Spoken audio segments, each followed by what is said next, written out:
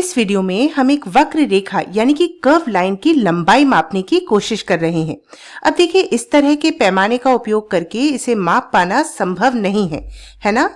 तो हम क्या कर सकते हैं? अगर आप इस बारे में सोचें तो हम एक धागे या रस्सी का इस्तेमाल कर सकते हैं।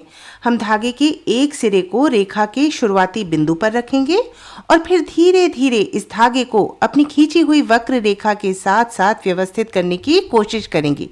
आप देखेंगे कि ऐसा हमेशा किया जा सकता है। मैं इस हिस्से को थोड़ा फास्ट फॉरवर्ड कर देती हूँ ताकि आप बोर ना हो। इसमें थोड़ा समय लगता है, लेकिन अंत में आप पूरी नीली रेखा को धागे से ढक पाएंगे। एक बार जब आप यह कर लें तो रेखा के दूसरे सिरे पर अपनी उंगली रखें और फिर एक मार्कर या पेन की मदद से धागे पर उस बिंदु को अंकित कर लें। बस आपका काम हो गया, है ना आसान? अब इस धागे को हम यहाँ से उठा सकते हैं।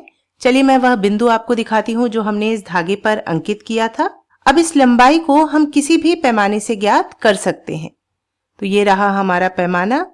धागे का शुरुआती सिरा हमने रखा 0 पर और नीला बिंदु हम देख सकते हैं 12 सेंटीमीटर के सामने आ रहा है। तो दी गई नीली वक्र रेखा की लंबाई हो गई 12 सेंटीमीटर। चलिए इसे लिख लेते हैं 12 सेंटीमीटर।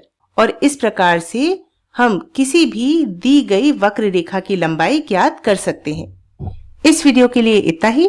आशा है आपको एक वक्र रेखा की लंबाई ज्ञात करना आ गया होगा। एक वक्र रेखा बनाइए और उसकी लंबाई ज्ञात करिए।